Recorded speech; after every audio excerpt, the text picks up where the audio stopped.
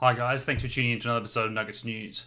Well, this video is going to be another one of my off-the-cuff videos where I just share a few thoughts, this time on the US dollar milkshake theory and my digital thick shake theory. So I touched on these in an interview with Brent Johnson the other day, but there's a lot more to it than what I ran past him in the interview to get his thoughts on it, because he really is the one that's come up with this narrative about how the US dollar is going to continue to get stronger because there's such a huge demand all around the world for US dollars.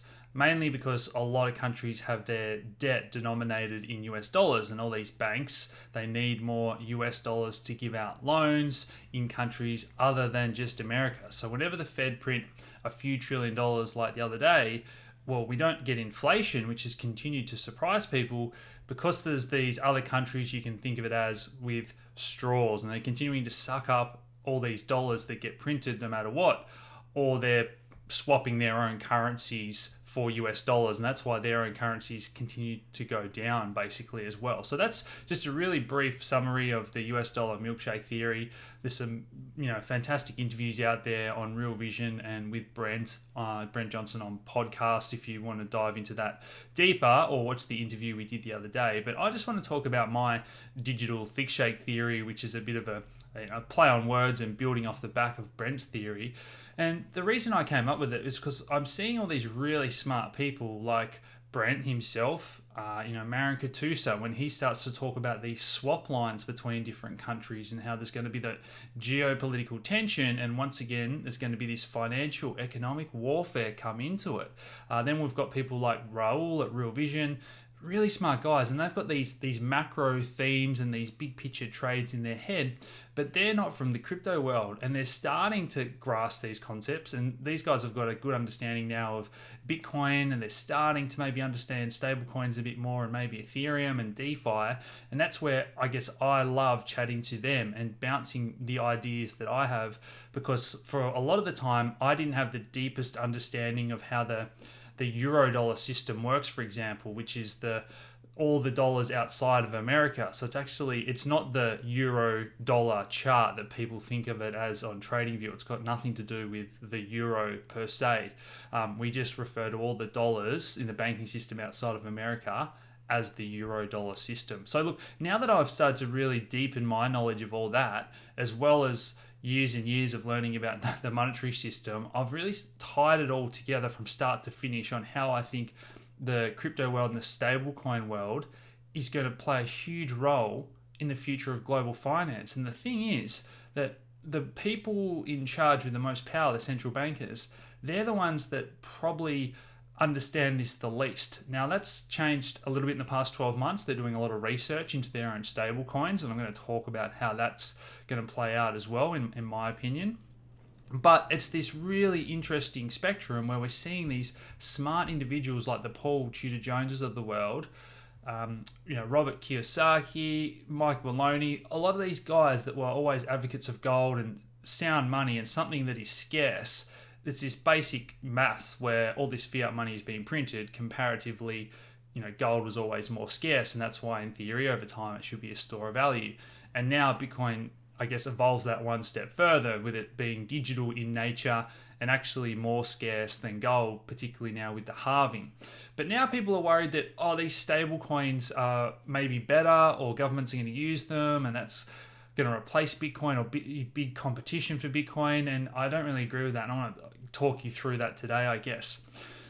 So where I see this whole start to finish idea, from the macro all the way down to the stable coins, and where Bitcoin actually fits in and benefits from this, as well as Ethereum and the DeFi space to some degree, because remember, nearly all the stable coins are on Ethereum at the moment. Now, governments are tinkering with their own. Some of them have been experimenting on Ethereum, like in Australia. The RBA said that they've been working on a stable coin on Ethereum. Now, that's probably a private forked version or something like that. But we have also seen that happen in the past in the big world of corporates, where Microsoft and JP Morgan, a few years ago, those countries were tinkering with private forks of the Ethereum chain, and now they're actually using the public Ethereum blockchain. Or even Microsoft with their new digital ID system that's building off the public Bitcoin blockchain. So it's great to see that these big public chains, that's where I guess the network effects and the value does accrue. A bit like the internet in the early days, you start off with these little intranets, but the real value is once everyone is on the same ledger or being able to talk to each other through that same network. And that's what we're trying to build now. A lot of people understand that Bitcoin is a peer-to-peer system, and we want to change the way that money and value can be transferred around the world to anyone on the planet. So it can't be censored. All those things that the banking system does not do well. It's very slow, it's very expensive. Now, at the moment, you could argue Bitcoin is also slow and expensive, and that's why we're early on and we have to continue to improve. Now, some people are saying that it's okay to have a slow system. It's almost like having a gold underneath it, and then we build a layer on top of it. So like we have the US dollar as the base layer, and then we have Visa or Stripe and PayPal and all these layers on top of that. The problem with our current system is that the base layer, the US dollar itself, is continually being printed and inflated, and now this year trillions of dollars has been created. We know in the future there's now over 300 trillion of debt, and a lot of that is in US dollars, and it's all around the world. So we've pulled forward all this demand with all this debt that needs to be paid back. It's all well and good when we have this debt-based economic model where more debt is being borrowed. Everyone is aiming to grow, whether it's a stock market listed company trying to grow every quarter to get good results and please shareholders, or it's a government talking about growth and GDP, and we want more people move to our country, and we want businesses to grow and take on more debt. It's that growth-based model that works until it doesn't, which is what I've talked about in interviews with Steve Keen and these other economists that don't agree you can continue to go on forever growing, because mathematically it doesn't work on a finite planet with finite resources. Now, the other thing where this has become, I guess, very apparent recently, when something like, COVID happens and the economy slows, as soon as it slows, it doesn't even have to decline. We are declining now, but as soon as it tapers and the growth and that acceleration of the debt stops, it becomes very hard to pay back all that debt. So anything that's deflationary, and at the moment we've got everything from demographics people talk about, people retiring, and as well as this digital technology movement, which is kind of deflationary. You know that your phone, your smart TV, all that gets cheaper and more efficient as we make more units. Computing power gets exponentially better. So technology itself is also deflationary. So anything that's slowing this momentum down, if you've borrowed all that debt and you're planning on continuing to grow at 5% a year, 10% as a tech business or whatnot to pay off all that money, as soon as all that slows, it becomes so much harder. Now, if we get deflation where people start to pay back their debt, you can think of it as money being pulled out of the economy to pay down that debt. So the pool of money or the economy is getting smaller if we pay down that debt, as well as the velocity of money. It becomes really important, because if we have $1 in the economy, but it gets circulated 10 times, I pay one of my staff, then they go out for dinner, then the restaurant owner goes out and hires, goes to the movies, and then the movie owner does something else. So the same dollar can circulate around the economy. That's the velocity of money. So that can be used to pay down more debt. And that's where that argument goes that in theory, you can pay down a lot of debt with more than $1 for every dollar that needs to be paid off, if that makes sense. But at the moment, velocity of money is at an all-time low. So that is not an argument that's coming into it. So we're not getting inflation because, yes, there's all this money being printed, but it's not going to the real economy. The past 10 years, you guys know the story. It's gone into the stock market. It's pushed up asset prices, that type of thing. Whereas at the moment, we're giving out stimulus checks, supporting wages. A lot of people are getting paid more than what they were. So that does become a slightly greater risk of getting inflation, because real people in the real economy have now got more money. If they all go out and try and buy bread and milk and there's the same amount as before, in theory now there's a lot more money. That's when prices can start to rise and you get real inflation in the CPI, in the reported statistics that, yes, they get fudged a little bit. I've done videos on that, how CPI is probably a lot higher because the cost of living and everything else is going up, far greater than what they report. But tying that all together, velocity of money, CPI inflation, that money printing, hand out in these paychecks, and talk now of modern monetary theory or universal basic income, where everyone will get a wage. Where that becomes really important is your understanding of that traditional financial system versus what's going on in the Bitcoin crypto world and stablecoins. So moving on to the next evolution in my arguments of the digital thick shake theory versus the US dollar milkshake theory. So at the moment, everyone is trying to get dollars to pay down all the debt they've issued. Everyone from overseas companies to entire countries that have got US dollar debt to the big corporations that have issued junk debt and bonds, and they need to pay that off and pay their yield on those bonds. So that's where that huge demand for dollars comes from. And I think the Fed are going to need to print 10 or 20 trillion at least to try and patch all these holes and stop what is happening in terms of the downward spiral and what Raul and the guys at Real Vision are talking about now, the liquidity event. At the moment, they're pumping in liquidity to try and keep up asset prices and keep markets moving and the banking system moving and lending to each other. But now you get into this solvency crisis where companies don't have enough money, or they're not making enough revenue, getting the cash flow, and the economy's not moving quick enough to actually get dollars to pay down all that debt. And that's when the system can start to collapse and become a house of cards because of how leveraged it is and the amount of debt. Now, the other thing to understand that's really important that's changing is the geopolitical relationships between the US and China, which are the two largest economies. As trade goes from being this globalization, everyone loves everyone, let's do trade with our neighbors world, to maybe bringing jobs back home, whether you like it or not. And we're not just talking about the US where, say, Trump is doing it. We're seeing more countries go down that path. And maybe if the borders are closed, we're going to have to try and bring more factoring back to Australia, for example.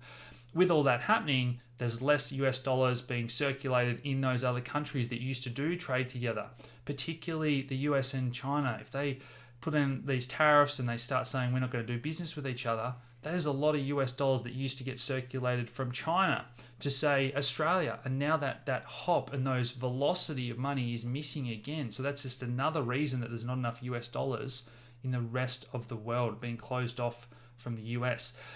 So this isn't just conspiracy theory stuff. We know that US and China have been hoarding a lot of gold, and a number of countries, Venezuela now suing because they can't get their gold back. It's really crazy to watch this unfold. But also, I keep going back to when the Bank of England, Mark Carney, said that the US dollar as the world reserve currency, it isn't fair anymore. They've got too many advantages. And it's actually very true. They can use that dollar as that economic warfare, and the stronger it gets, the more power they have.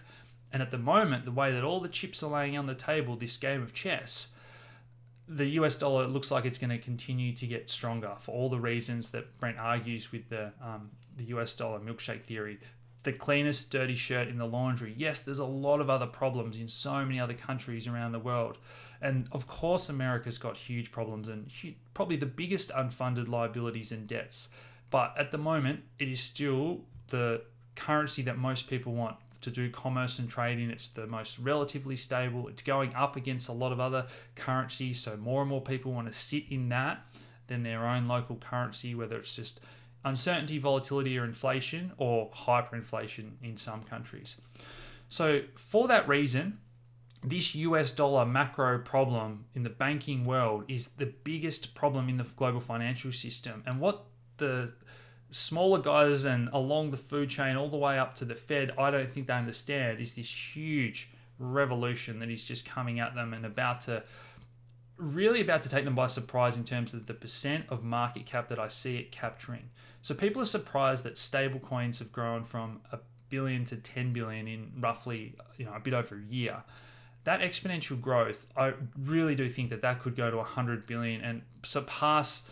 It's up to number 3 by market cap of the coins now. It wouldn't surprise me for it to actually go past Ethereum and even Bitcoin in the short term. But ultimately, longer term, what's going to happen is that people are going to realize that even though it is a digital representation and it's stable and it's pegged to $1, it is still ultimately pegged to the fiat currency that they're printing more and more of and devaluing. So relative mathematically, we get back to those same arguments where people are going to turn back to Bitcoin, that more scarce unit. Now, in the meantime, there's a very attractive world of stable coins where people can get, that yield in the DeFi space. You can lend out your stable coins and get 8%. We're now seeing a lot of apps and cards, payment cards. Even yesterday, I tweeted about some new companies, and all these apps are coming out now that are so user-friendly. Anyone in the world with an internet connection can download them. They can now sit in a stable coin with the click of a button or two, rather than their local currency, because there's so many exchanges or decentralized exchanges.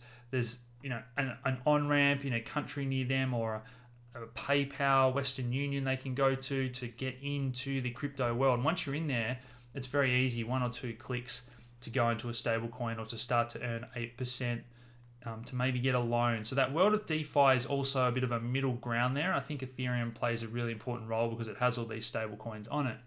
But that in itself is also taking some of that demand away from the banking system. So remember how people argue that banks don't create money? Well, Steve Keen and other economists say when they create a loan, they've created money that otherwise didn't really exist.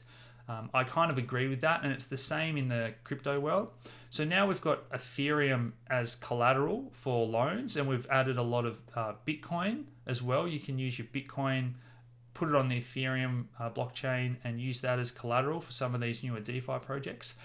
So that $1,000 of Bitcoin or $1,000 worth of Ether is now sitting there, and you can generate a loan against that. So it's the same concept where I might generate, say, $500 worth of stable coins from that $1,000. So now I've got that $1,000 that was the only thing that existed before I clicked that button, and now I've got $500 of stable coins. So I'm basically creating money.